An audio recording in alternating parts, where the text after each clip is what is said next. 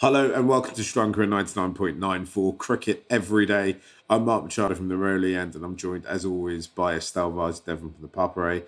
Sri Lanka 99.94 is your new home for Sri Lanka content. We're dropping into your podcast feed and on YouTube and the 99.4 app several times every week. So please do rate, review, subscribe. Tell all your friends, tell all your family. If you've got the app, I think there's a thing that you can do where you can follow me and Estelle. So please do that. Don't leave us behind everyone else.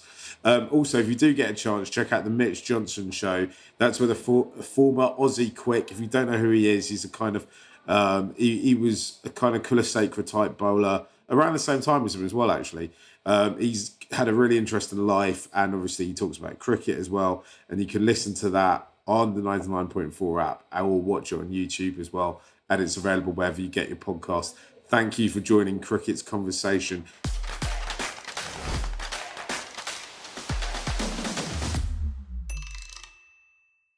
Estelle, today we're doing slightly different, something slightly different. Firstly, I should mention I'm in Spain. I think I'm possibly the first person ever to record a podcast on Sri Lankan cricket from the port town of Cadiz. Yeah. But I'm having to do it in a kind of semi-open part of a hotel. So people may walk in or out, or you may hear some Spanish in the background. Don't worry, you're not going nuts. That is actually what is happening today, Estelle. We're kind of doing a mid-tournament report card for the Sri Lanka team so far, right? So this is something. Well, me and you basically talk about this all the time, right? How the opener's doing, how we're doing in the death, and something I've been doing on social media as well, kind of immediately post the game. And obviously, if you've got any thoughts on any of this, if you think we're getting it massively wrong, let us know in the comments underneath. If you're watching on YouTube, you can tweet us as well. I'm at Mark Machado. Estelle's at Estelle_Vazu day one, as in the number one. And yeah, would love for you to join our conversation if possible. Estelle, shall we start with the openers? How are they doing?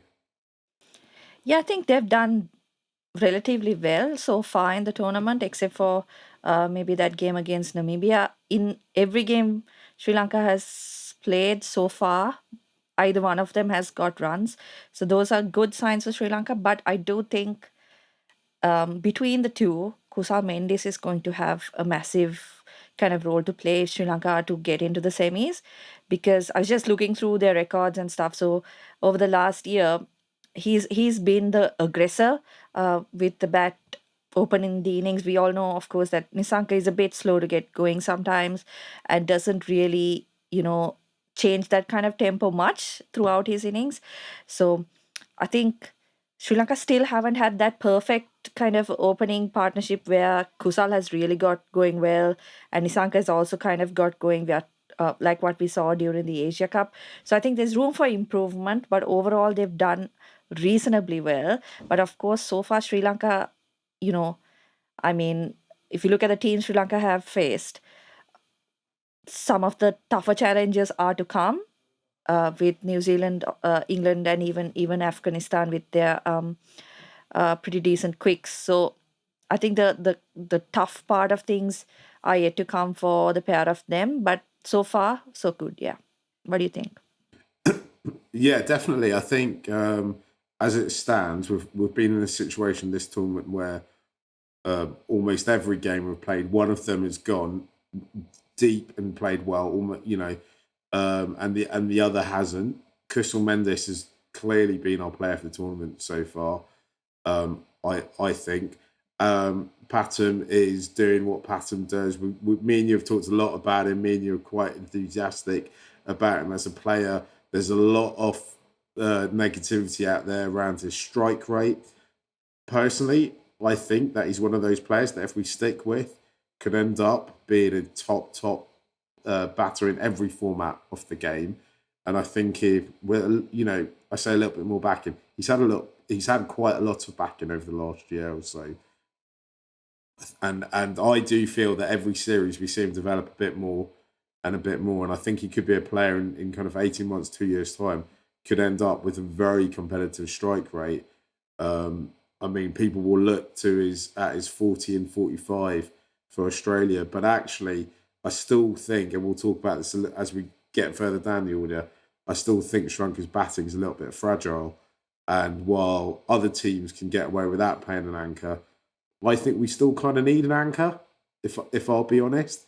And actually, I don't think his slow strike rate is anything to worry about at this point, because I think his runs are what's keeping us in games sometimes. Definitely against Australia. I mean, if you took, if he'd ended up with 20 off 18 or 17 or something like that, or maybe even 15, and then you look at it, it's a totally different game. Obviously, players would have come in to bat slightly earlier, but it would have totally taken, he soaked up a lot of pressure, and I thought he played that game particularly well. We've talked about that, so we won't dwell on it. But I think the openers are having quite a good tournament so far, and I think that in our batting, it's definitely been our strength this tournament. Yeah, I kind of disagree with you on Nisanka's knock against Australia. I feel like so when was it against the Netherlands where he kind of anchored a chase? I think in a chase he can afford to kind of play like that, kind of anchor it, like, but sometimes it gets tricky when you're setting a total because you don't know, what kind of total will be a good one or a defendable one on that pitch. So I felt like maybe he should have gone for it a little earlier against Australia. I don't mind that, for 6 overs or whatever, trying to build an innings, but I just did feel, particularly with the type of power that Australia possesses, that you can't really look at going at 6 to 7 and over in the first 10 and then posting a total around 160. I feel like you have to be looking at something like 180, particularly on tracks like that. So yeah, it's tricky. I don't think it's as black and white as just looking at his strike rate. I think it's very much to do with the situation. So in a chase, I wouldn't mind it that much unless you're chasing 200 or whatever. But setting a total, sometimes I think he kind of gets in the way of himself and some of the middle order as well.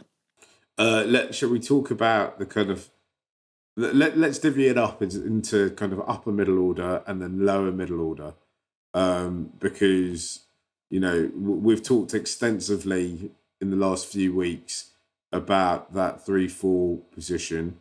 That seems to have sorted itself out almost by accident because uh, due to injuries, we're playing our two kind of only fit out and out batters in those positions, but they're also both kind of in good touch, right? Yeah, it's funny because, coming into the tournament, those were the two positions that, everyone's like, what are we going to do about them, right? But Asalanka in particular, I was so like, I'm sure many of the Sri Lankan fans listening to us will agree with me. It was so good to see him in a little bit of touch because he's been struggling over the last, I don't know, 3, 4 months. Just to see him middling the ball well in that game against Australia was fantastic. And De Silva has also looked in good touch. But again, I think with him and Nisanka batting together, it gets a little tricky because both of them score slowly. And I think that was the um, kind of the main argument for having someone like Asalanka at three, because he would kind of go for it early on in his innings, get a few boundaries on the board, and then you can afford to have the other guy be a little slow off the blocks. So sometimes it gets a bit. I think it's a bit tricky for Sri Lanka in that area because DDS has looked in fantastic touch, and of course, we know what he offers in the field and with the ball. Um, I'm not advocating dropping him, of course, because he's done well so far in this tournament. But I feel like again with him as well, there's a bit of room for him to kind of adjust his game according to the situation, particularly when he's batting alongside Nisanka. Yeah, on Asalanka, like I think everybody would like any Sri Lankan fan would agree with me. It was fantastic to see him, and of course, I'm a big fan because I feel like he has such a huge future for Sri Lanka, not just in T20 cricket, but ODIs and maybe even Test cricket eventually. So it was just, I don't know, it felt so good to see him get like middle the bat because this guy, right? He's, I don't know how to say it, because like he's always been kind of earmarked for Sri Lankan greatness, like since he was like a teenager. So it's good to see him back in some touch. He was the captain of that famous Richmond College team, right? Which, if you Yeah, don't know about them, I think it produced 5 international players so far. Is it 4 or 5? It was Kamindu Mendis, Hasaranga was in the side. Obviously, Asalanka was in the side. Um, was Danajai Lakshan in the side as well? Have I?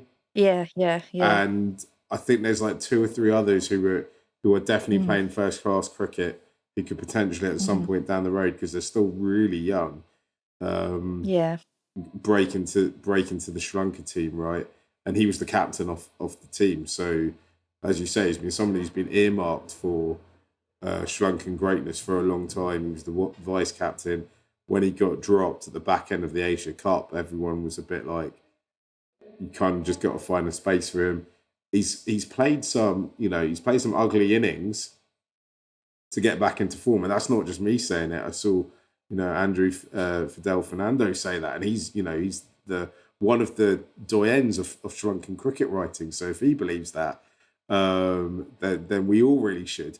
Um, but yeah, as you say, it's fantastic to see him back in form, and you always knew he's one of those players who's not going to lose form for a very long period of time, right?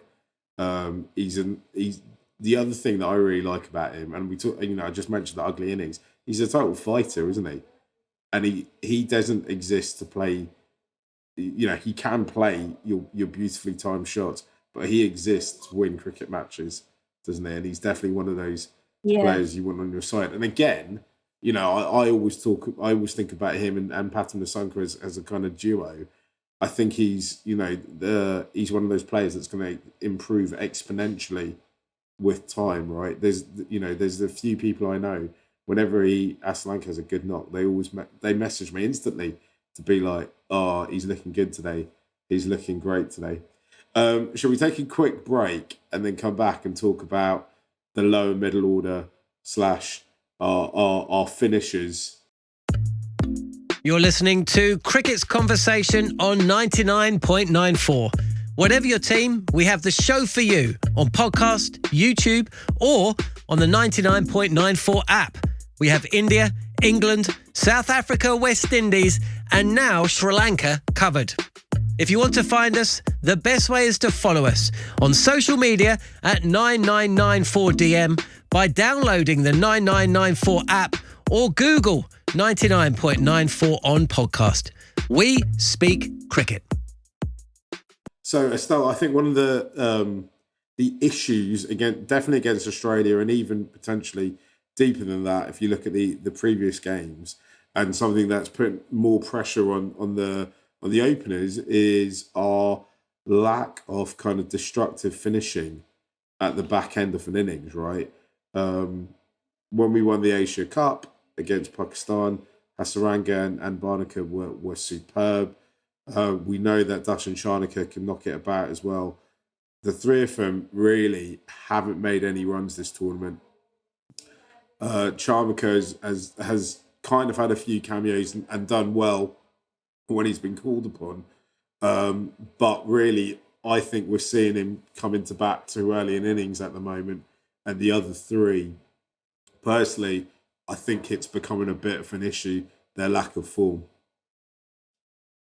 yeah. You could say that because um, before the tournament, all the hype was about the three of them, and I mean, of course, everybody knows what they're capable of. I think that's kind of why so much is expected from them, particularly the likes of Shanaka and Bhanuka Rajapaksa.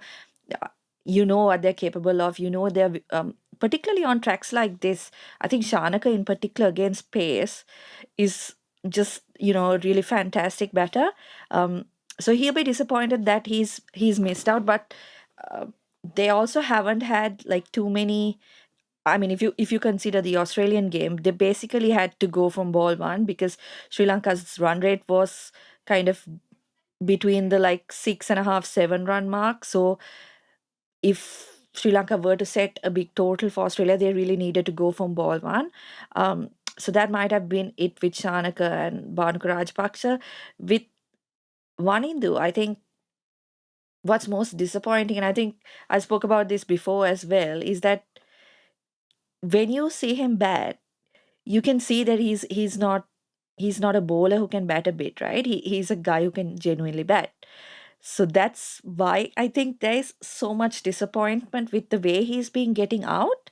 Um, the other day at the nets, so he was practicing like a million shots on the offside, and Mahela Jayawardene walks up to him and says, "Look, the whole world knows you can play those shots. Like maybe it's time to, practice on a few others." And I think I mentioned in our previous episode as well, and sometimes things like that might play on his mind as well, because against Australia he wasn't connecting anything on the offside either, and he was trying to drag the ball across. um, so sometimes things like that can work in a guy's head. The the biggest, I think, obstacle in Vanindu's batting kind of trajectory is himself to me, because Yeah. he's just so good that sometimes he's too good, like he has all the shots, so it's kind of maybe there's some indecision in his head as well. But overall, yeah, I think they would also be disappointed with the kind of performances they've put in so far. But like I said, there are a few games to come. I think they might have a few, uh, particularly grounds like Sydney, might suit their batting style a little bit better. So let's, I mean, hope that against New Zealand and England they can get some runs and kind of build up towards those last couple of games. Me and you are have both advocated in various different podcasts, both on this platform and on others, pushing Hasaranga up the order. And I do wonder if you pushed him up the order and gave him that added responsibility, whether he'd bat more I want to say conservatively, but I don't think that's the right word. Whether he'd bat, because sometimes you just look at him and he look at the shots he plays and gets out on, and you're like, that is brainless cricket. And the sad thing is that generally I would consider him quite a smart cricketer, right? And the fact that he's playing these brainless shots is pretty annoying. I don't know. I think maybe he's not the right time for it, and maybe we're just trying to replicate an innovation that we stumbled. Well, I say me and you had nothing to do with it.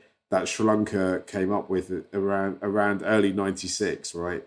Because that's the kind of idea. Put him higher up the order, and he'll smash it about and get you a quick 30, 40 runs. Yeah, that's the thing I think with him, is that it's also what's brought him success, playing like that.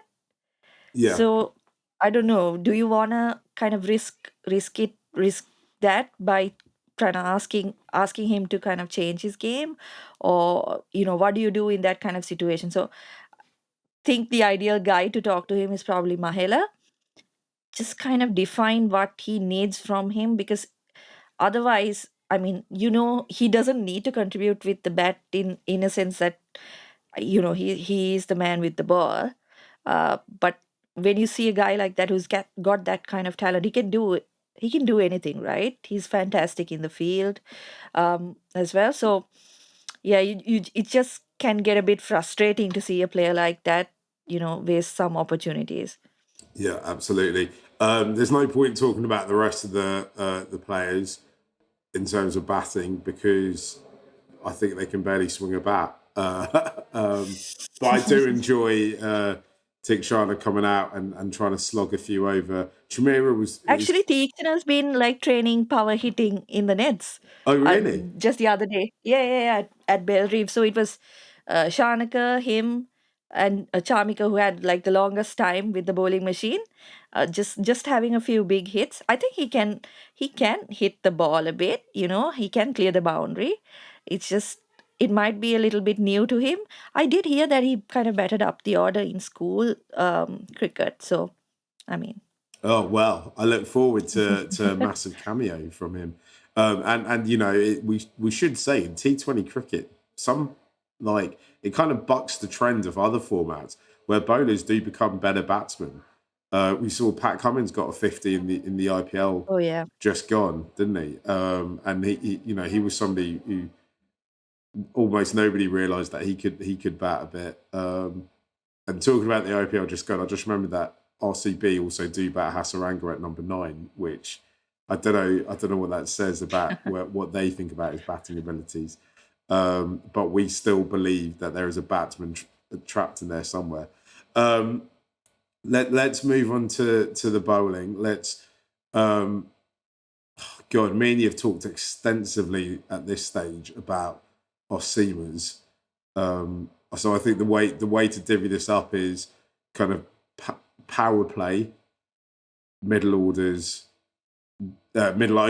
sorry, and then death. Let's talk about the power play, and then we'll take a break and come back and talk about the rest. Our power play bowling, I actually think has been really good. Though that said, now that Banura has definitely gone back, or won't be playing anymore, I am slightly worried about it because we're just running out of bodies at this stage, Estelle. Yeah, I think that's a big loss for Sri Lanka because they can't ever kind of settle in on a plan. If you look at the last few months where Sri Lanka have played a lot of T20 cricket, Shanaka did seem to have like a plan. You bowl Tikshana 2 overs and everybody else gets 1 over, something like that, even in the previous World Cup. But when these guys keep getting injured, um, then it's kind of impossible to kind of define roles as well. Tikshana has been the constant. He's been really, really good at whatever stage he's bowled. Uh, I thought, of course, Kumara was incredible the other day. But the other guys, like, what do you do? Do you keep Chamika Karunaratne to bowl after the power play? What do you do with them? It's getting a bit tougher now with the injuries. Um, but yeah, but you're right. Power play so far, Sri Lanka has done really well. They've managed to kind of keep the runs down. I don't think at any point any team has really gotten away with things in the first 6 overs. So that's definitely one of the plus points or the strengths so far from the campaign. Can we talk? In fact, do you know what? Let's take a break. When I come back, let's talk about the rest of the bowling. We'll also talk about Manira Fernando as well. If you love the language of cricket and want more, then head over to the 99.94 app and you can hear all of our podcasts and cricket commentary. We're adding new shows all the time and covering cricket series from all over the world. Be the first to hear all of our announcements by following us on social media at 9994DM. Welcome to Cricket's Conversation. So Estelle, Banura Fernando, we know is going I say going home. I don't know what he's going to do the next few days, weeks, and months. But he put a statement out on Instagram talking about having to take a break from cricket, more for his kind of mental health. We obviously know he's injured. He also talked about some of the kind of abuse that I suppose that he gets on social media, and there was a reference to his religion as well. I'll be honest, I don't think I know enough about his religion to be able to, about Buddhism, to be able to kind of really give you an accurate description of what he meant. Maybe you can open up about that a bit. But were you surprised about his statement and what he said and how he said it? Because while in England, it's become. I don't know. I feel kind of awkward saying it. It's kind of become a bit normalised for players to take breaks for mental health. I don't think that is necessarily the case in Asia, and definitely not really the case in Sri Lanka at the moment, right? Yeah, I'll just read what he'd said on Instagram so that those who haven't seen it can get an idea of what we're talking about. So he says, absolutely devastated, but it is what it is. I've decided to take a little break from cricket, thinking about my own mental health. This doesn't mean it's curtains for me. Clowns on social media might think it's the end of me, but sorry to say, it won't be the end of me till I stop. I'll be back on the horse, bigger, better, and stronger. Appreciate everyone who had me in their prayers, and also to people who are having their pity fun and 5 seconds of fame on social media, spit roasting my injury. All I have to say is Suapat Veva, because I'm a good Buddhist. So um, I think so. When he's talking about Buddhism, I think he's trying not to retaliate to the things that have been said about him. uh, it's like this. So, we've all seen the memes and, the kind of stuff that goes around on social media, right? And I'm not gonna lie, some things I've laughed at too, right? Because, Yeah, but for these guys, nobody wants to get injured and miss a World Cup, right? And no one, like someone like Binu Fernando, throughout his career, he's had injury after injury after injury. I don't know if there's ever been like a 1 year, 1.5 year period where he's played consistently. So that does get to you as well. And then when you have people, and you know how social media works, people, things that they wouldn't say to your face, they're more than happy to just tag a player and say stuff like that, right? um so it's got to be 100%. hard on Yeah, him. And you know what people forget is that these guys see the things you post, the abuse you post. Sometimes people even tag them. So it's I mean, it's really sad that it's come to that for someone like him, because like I said, like, nobody wants to get injured, nobody wants to, you know not be fit enough. And this isn't about not working out or whatever, right? This is obviously something much deeper, where he keeps having these kind of muscle injuries and stuff. So it's sad that it's happened, but I'm happy that happy in the sense, it's good to see somebody coming out and kind of, like you said, in the UK it's normalized, but here not so much. So it's good to see someone who's played cricket at the national level coming out and saying that he needs a break for his own mental health, to kind of, send out the message that that's okay. That's they're human at the end of the day, and they sometimes need to deal with things like that as well. So in that sense it's good, but it's sad that it's come to that for him. I really hope that he's able to, get back to full health, and that he's back stronger, because again, he's another type of player who you rarely get in Sri Lanka, right? That height, a left armer who can be really effective in conditions like what we find in Australia. So I really wish him the best. I hope that he's back soon enough, and he has a few injury-free years, so that he can really like show what he's capable of. yeah, absolutely. And the one thing I will say is I do think that, well, I think India fans, Pakistan fans, and Sri Lanka fans can be quite vicious to their own team on social media, and I do think that quite often some of the comments do cross the line. I also think people take it way too personally. I know the cricket team and the fortunes of the cricket team are such a big part of the national psyche in Sri Lanka, and also things aren't going well outside of cricket when it comes to the national psyche of Sri Lanka as well.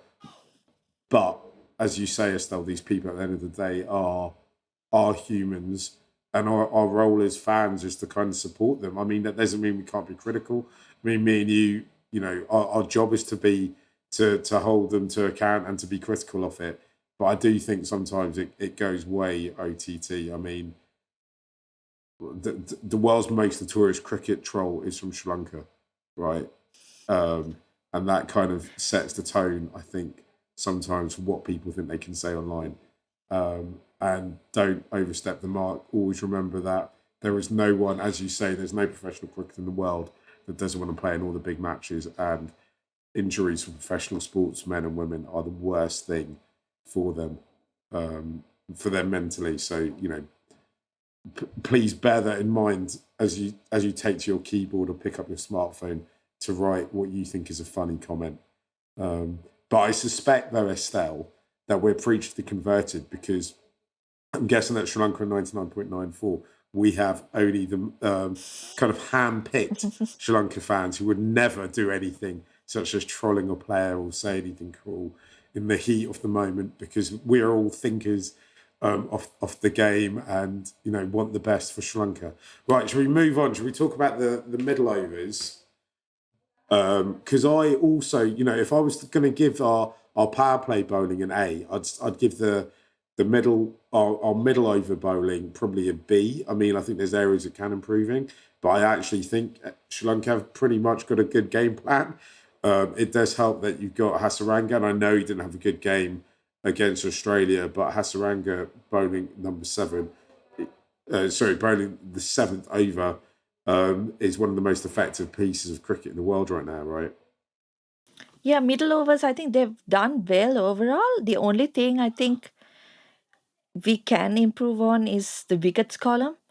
I think that's the area that really did Sri Lanka in against Australia, because if you look at that game, with the type of batting lineup that Australia do have, that if they bat the 20 overs, there are 90% chance of them chasing down 157, right? So picking up wickets in between the 6th and the 15th to 16th overs, really important.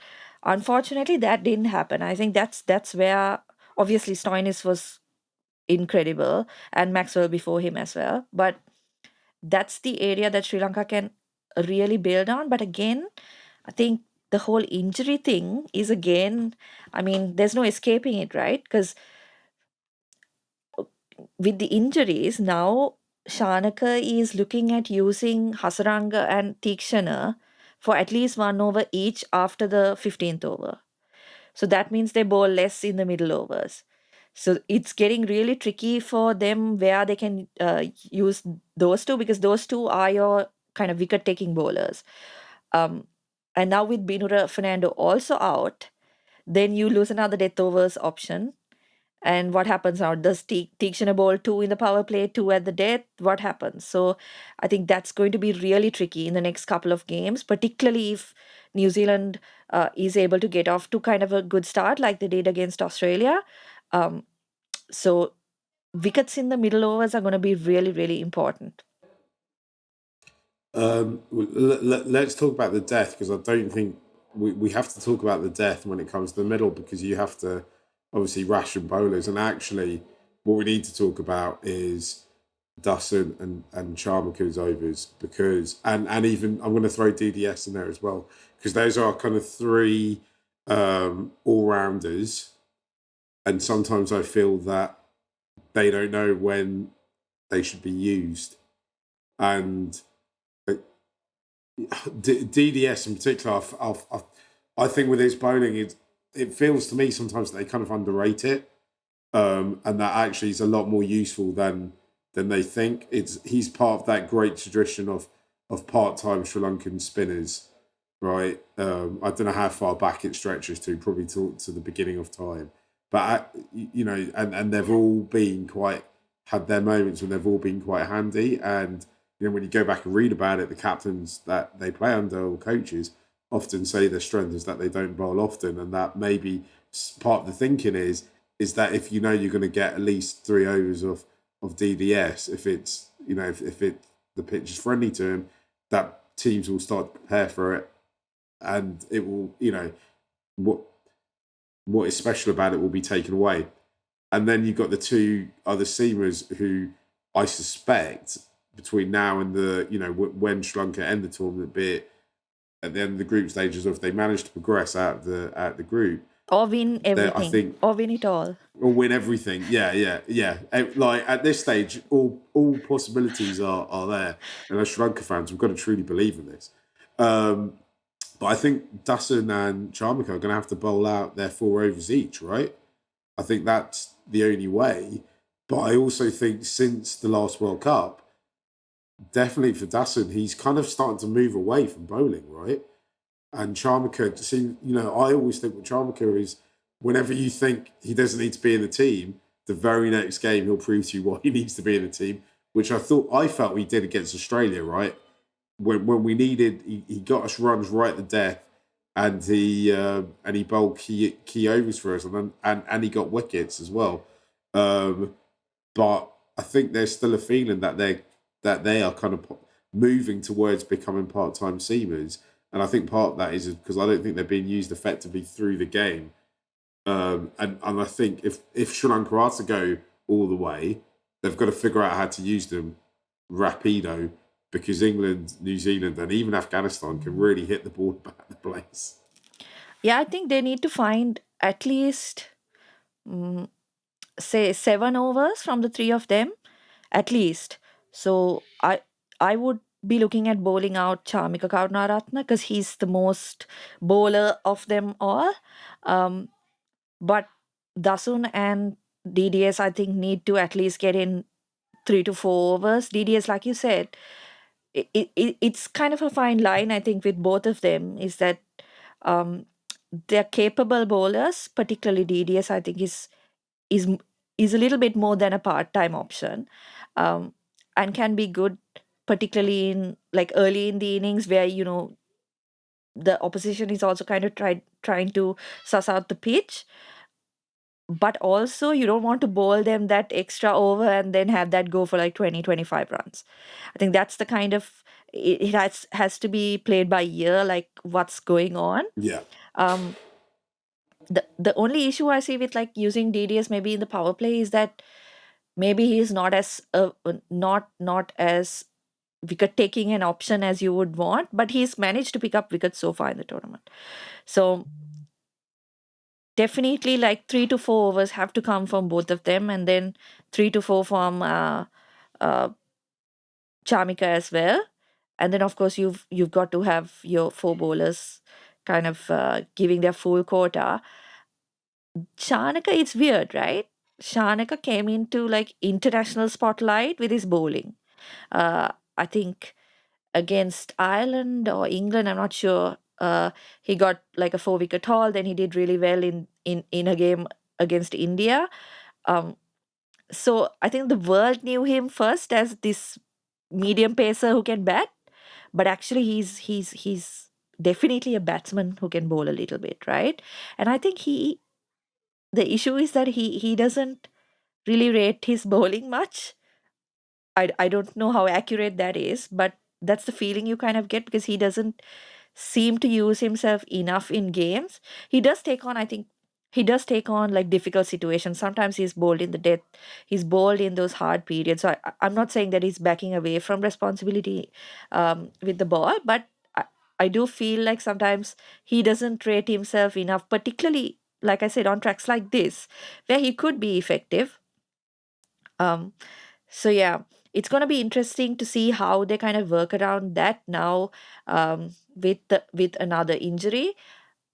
But DDS is going to be a key player, and I think that's why he's in the team, right? It's not for just his yeah. batting. He's there because he He can give he some quality overs. Yeah. he opened the bowling against Ireland, didn't he? Which I don't think anyone would have predicted Hmm. that happening, but obviously they wanted to get the right matchups in, so that's why I assume that's why that happened, and I suppose it worked because we won. We're gonna have to bring somebody else in now that Banura is gone. I assume that would be Custom Rajata, is it? And they won't bring in any of the, well, I'm not even sure where the players who are coming in are. And I know Rajata's with the side, right? Yeah, I think it'll be a toss up between him and Pramod Madushan, who's kind of recovering from a hamstring injury. It's a tricky one, right? Because Rajita in like prime form, I would I would have even picked him in Perth. Um, Yeah. but the thing is, again, with him, we haven't really seen him in T20 cricket lately. He's another guy who's prone to injury, so it's going to be really tricky. If it was up to me, I would probably pick him ahead of Madhushan. Um, But again, I think Madhushan offers a better death bowling option. So that's again something Sri Lanka will have to think about, because, like I said, Binura was going to be that kind of bowler for Sri Lanka. I don't think they really want to be using Lahiru Kumara for 2 overs in the death. So they'll have to really. It's gonna be a kind of toss up on how they bowl in the nets, but I do get the feeling that Madhushan might be preferred, since he was preferred to Kumara early in the tournament as well, which I mean, I don't know how that decision was made, but yeah, I think they might go with him. And that's an assumption he's fit, right? Yeah, Because I was yeah, assuming he wasn't fit. yeah, and also Asita Fernando and Matisha Patirana are supposed to be flying in. I heard that there's an issue with visa, but The last I heard is I thought that, and this is just from social media, and obviously there was people in Sri Lankan social media, well-known Sri Lankan journalists claiming that Disneyland are coming over to Sri Lanka. So well known, you but know, I won't say the rest. yeah. Anyway, I think the visas have been granted and they're on the way. And if they haven't been granted, that's shameful on the Australian High Commission, because this is a proper sporting tournament with proper professional players who aren't going to run away Yeah. like maybe other Sri Lankan athletes might. I think we can say, though, that our death bowling has been our Achilles heel so far. And if we are going to go deep in the tournament at some stage, we're going to have to sort this out. And I say at some stage, the time is now. Yeah. Because after England lost to Ireland and New Zealand, Afghanistan wasn't played, this group has been blown way open, right? We still got a huge chance to go through. I think day after's game is going to be really critical against New Zealand. And by the way, just got the message that Asita Fernando has been approved as Binura Fernando's injury replacement. So he's definitely coming in. I don't know when he'll be there. But since he was in like the standby list, I assume they've got his visa already. Because like Kasun Rajita and Bruno Fernando flew in basically like the next day. They were with the squad, so hopefully he'll be there. He does offer a good death oval, potentially a good death bowling option. So we might even see him coming into the side at some point. I'm a big fan of Asita Fernando. Me I think too. he can really do a job for Sri Lanka. Yeah, he's another. Shall we? Yeah, I was saying he's another one of those guys like Asalanka, like the 100% team player. So it'll be good to have someone like that in that environment as well, because I'm sure the injuries surely affect team as well mentally. I mean, so it'll be good to have someone like that, I think, in the setup. Absolutely. Shall we leave it there? We'll obviously be back. We've got loads more content on its way as Sri Lanka go through the tournament. Thank you for listening to Sri Lanka 99.94, where we speak cricket every day. As I've mentioned before, please do rate, review, subscribe, wherever you enjoy your podcast. Tell all your friends. Tell everyone you know who's into Sri Lankan cricket. You can download the 99.94 app and follow us on Twitter. I'm at Mark Machado. Estelle is at Estelle_Vasudevan, as in the number one. Never miss out. Join our 24/7 conversation on social media and follow us at 99.94. Sorry, follow us at 9994DM. There's no point in that. Across all the social media platforms, cricket every day, your way.